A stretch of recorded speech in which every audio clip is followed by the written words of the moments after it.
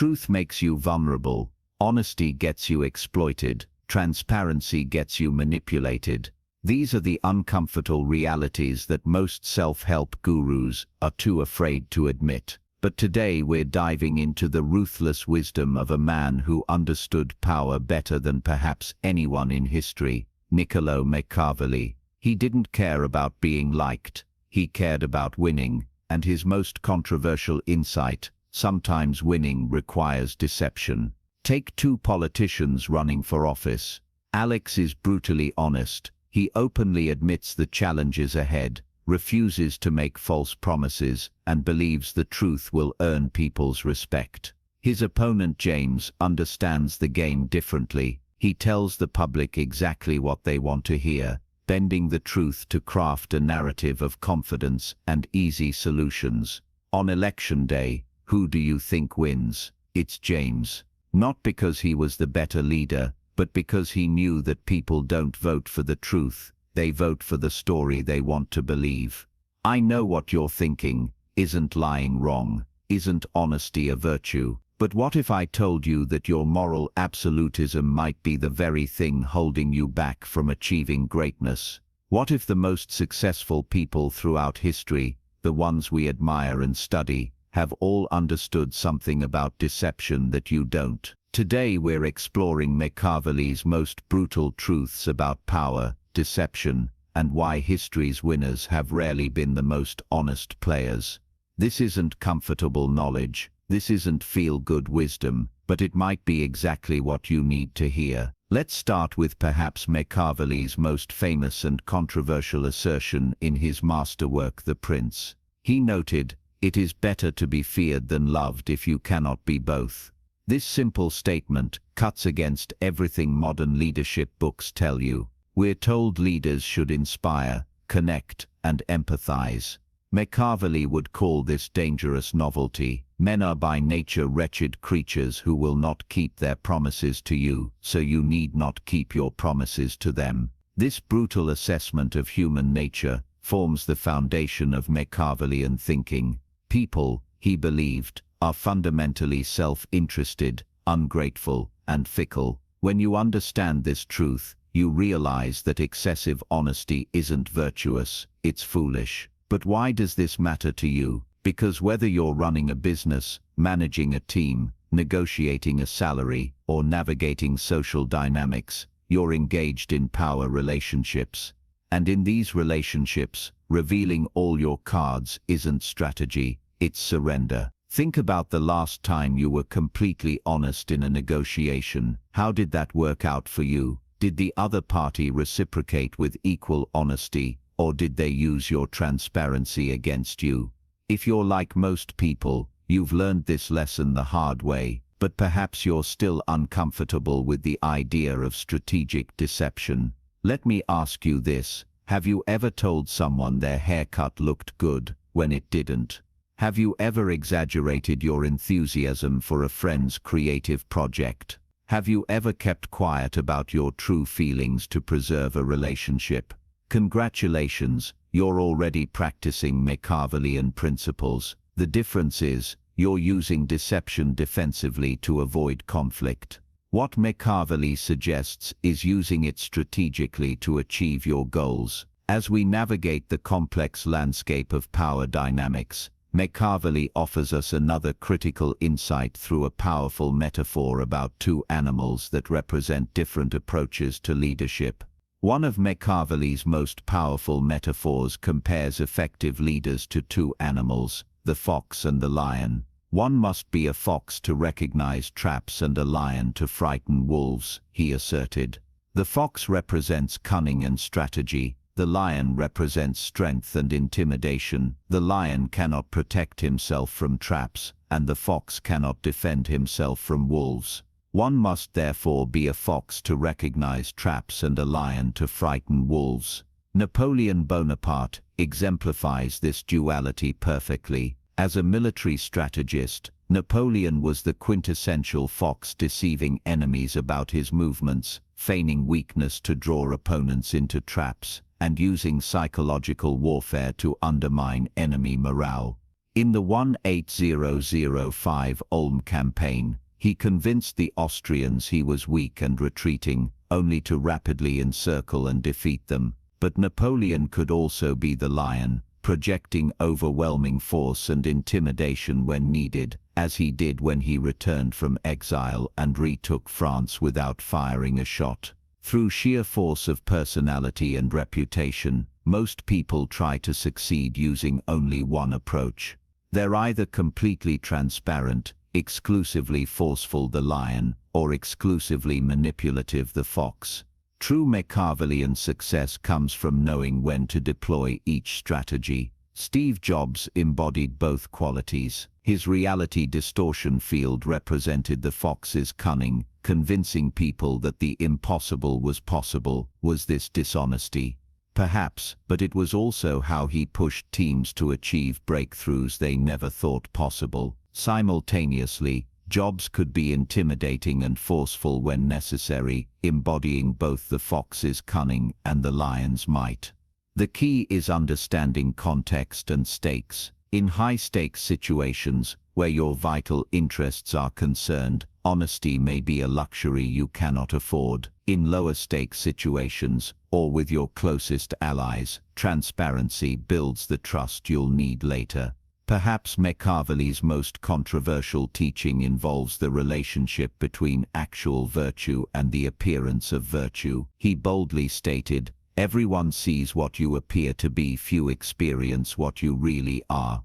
A prince need not necessarily have all the good qualities I mentioned above, but he should certainly appear to have them. Julius Caesar mastered this principle. Despite being dictator in all but name, he maintained the facade of respecting republican traditions. He refused the crown when it was publicly offered to him, while privately consolidating power. He appointed senators and maintained traditional offices while stripping them of actual authority. Caesar understood that Romans needed to believe the republic still existed, even as he transformed it into what would become the empire. The appearance of constitutional legitimacy was more important than its reality. This insight runs counter to every inspirational Instagram post telling you to be authentic. Machiavelli would find such advice laughably naive. The world, he understood, judges by appearances rather than realities. Consider social media influencers who project perfect lives while struggling behind the scenes, politicians who showcase family values while privately behaving differently, corporations that promote environmental responsibility while quietly cutting corners. Are these deceptions? Yes. Are they effective? Also yes, but wait, am I suggesting you should be completely two-faced? No, what I'm suggesting, what Machiavelli suggested, is strategic inconsistency between your public presentation and your private actions when necessary to achieve your goals. Think about it this way: when you're on a first date, do you immediately reveal all your flaws and insecurities? Of course not. You present the best version of yourself. Gradually, as trust builds, you reveal more of your authentic self. This isn't dishonesty, it's strategic self-presentation. The same principle applies professionally. When interviewing for a job, you don't volunteer information about your weaknesses unless directly asked. When pitching a business idea, you emphasize strengths and downplay risks. These aren't lies. Their strategic highlighting of certain truths over others. Here's where Machiavelli truly separates himself from conventional wisdom. He believed that sometimes what appears cruel in the short term is actually kinder in the long term, and conversely, what appears kind in the short term can lead to greater suffering over time. It is much safer to be feared than loved, because love is preserved by the link of obligation, which, owing to the baseness of men, is broken at every opportunity for their advantage. But fear preserves you by a dread of punishment, which never fails.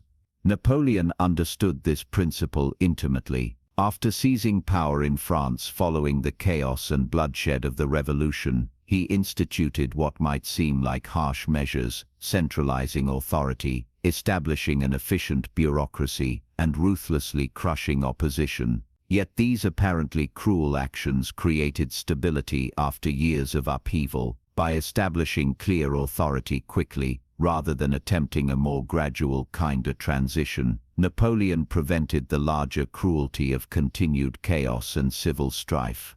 Let me illustrate with a modern example. Imagine you're a manager who notices an employee consistently underperforming. The kind approach might be to avoid difficult conversations, give gentle feedback, and hope for improvement. The cruel approach would be direct confrontation, clear consequences, and potentially termination if improvement doesn't occur.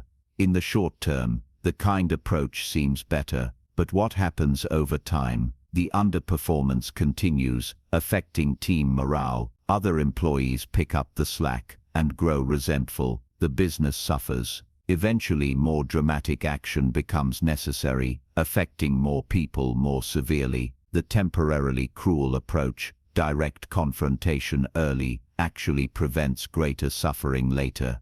This is Machiavellian thinking at its most counterintuitive, yet powerful. Consider Winston Churchill, who took over as Prime Minister of Britain during World War II. Did he tell comforting lies about the situation being under control? No. He famously promised only blood, toil, tears and sweat, a brutally honest assessment that prepared his nation for the sacrifice ahead, rather than offering false comfort.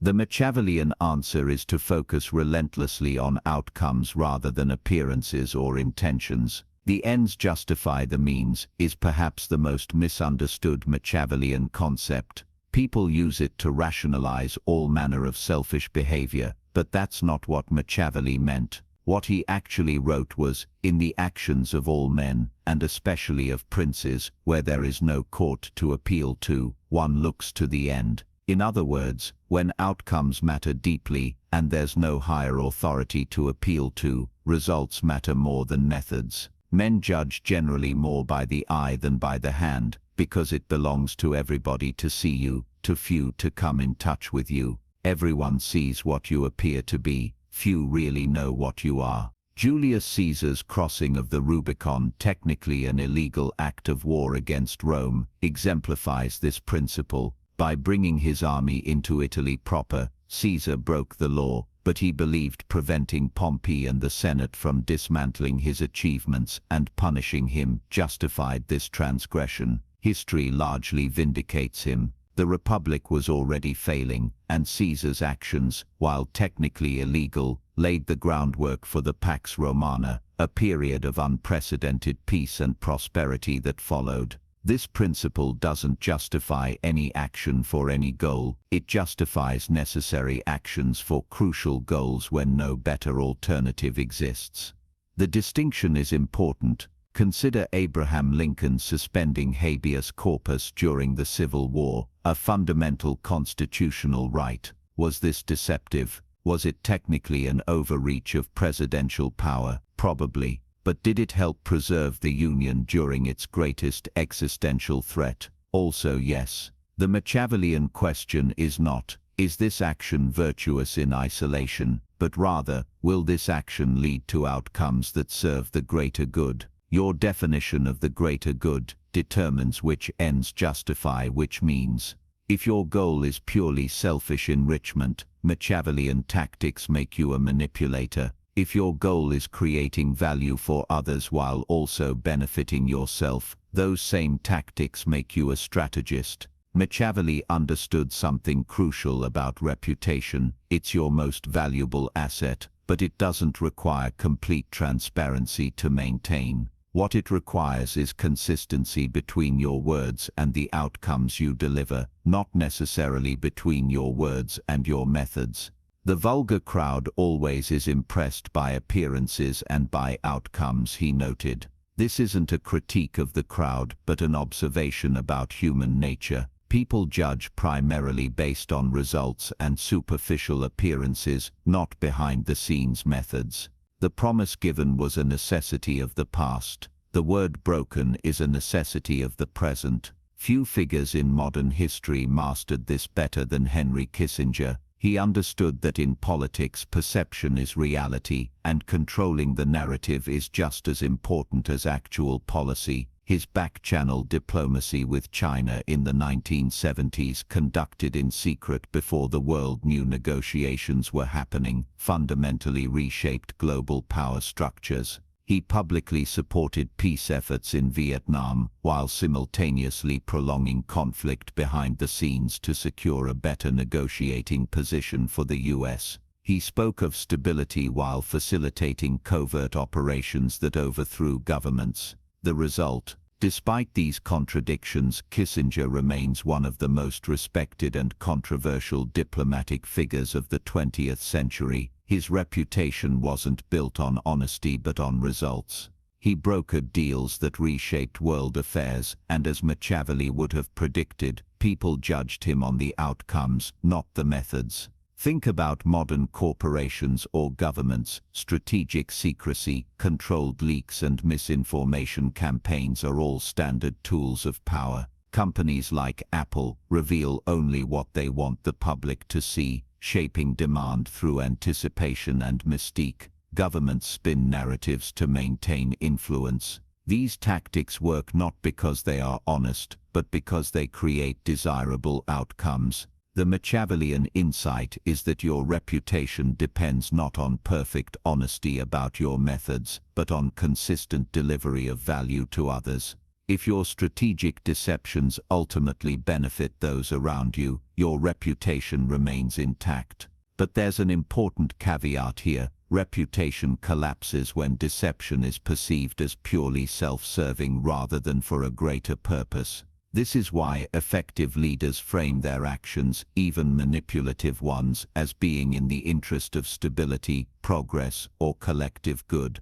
Because at the end of the day, history doesn't remember who played fair, it remembers who won. Here's one of Machiavelli's most cynical but powerful observations: the emphasis on virtues like complete honesty often comes from those who benefit from your compliance with those virtues. Men are so simple and so ready to obey present necessities that one who deceives will always find those who allow themselves to be deceived, he observed. In other words, those who insist most strongly on your transparency are often those who stand to gain the most from it.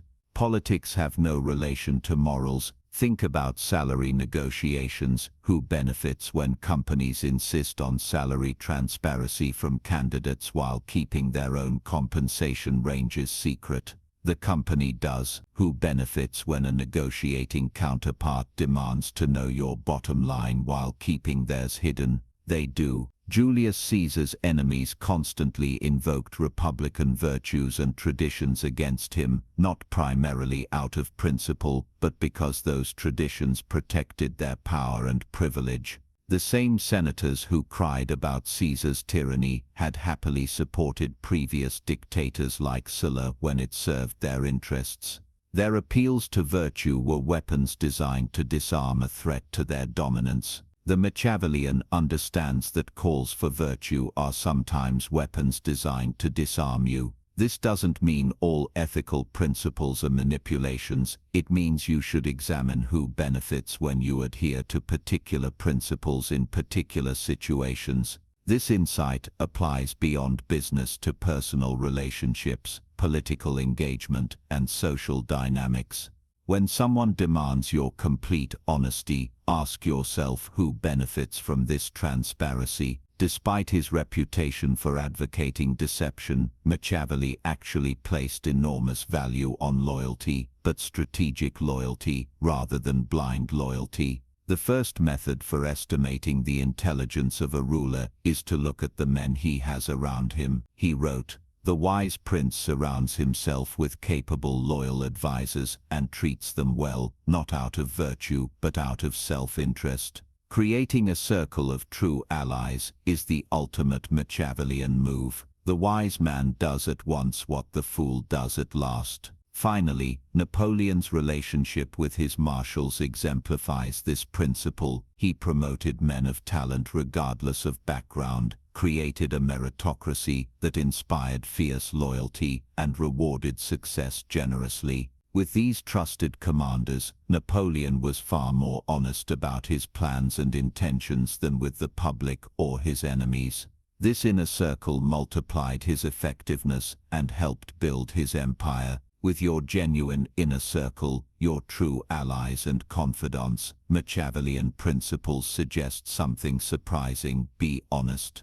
Why? Because trustworthy allies multiply your power. They provide security when you're vulnerable. They execute your vision when you're absent. They warn you of dangers you don't see. Think about successful power couples in business or politics. The partnership works because each party fully trusts the other while presenting a strategic face to the world. Or consider successful business partnerships like Warren Buffett and Charlie Munger, who maintained unwavering loyalty to each other for decades while strategically managing their public personas. The Machiavellian paradox is that strategic deception with the many enables genuine trust with the few, and those trusted few become your greatest strength. We've covered a lot of controversial ground, so let me be clear: I'm not advocating dishonesty as a universal approach. What I'm suggesting, what Machiavelli suggested, is strategic awareness of when complete transparency serves your goals and when it undermines them.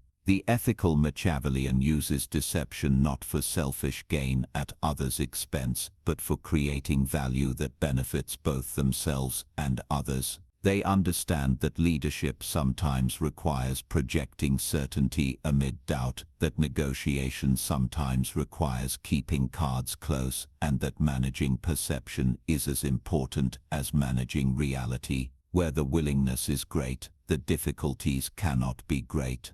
In a world of perfect people, complete honesty might be the optimal strategy, but in our imperfect world, with imperfect humans pursuing complex goals, strategic opacity sometimes achieves more good than rigid transparency. So ask yourself, what goals matter most to you? What methods will achieve those goals most effectively? And when is strategic deception justified by the value it creates for yourself and others? Machiavelli's final lesson is perhaps his most important: power is neither good nor evil intrinsically. It's a tool that amplifies the intentions of its user. If your intentions ultimately serve others while also serving yourself, Machiavellian strategies aren't immoral, they're effective. If this video challenged your thinking or gave you a new perspective on power and strategy, make sure to hit that like button, share it with someone who needs to hear these uncomfortable truths, and remember, in a world that often weaponizes virtue against the virtuous,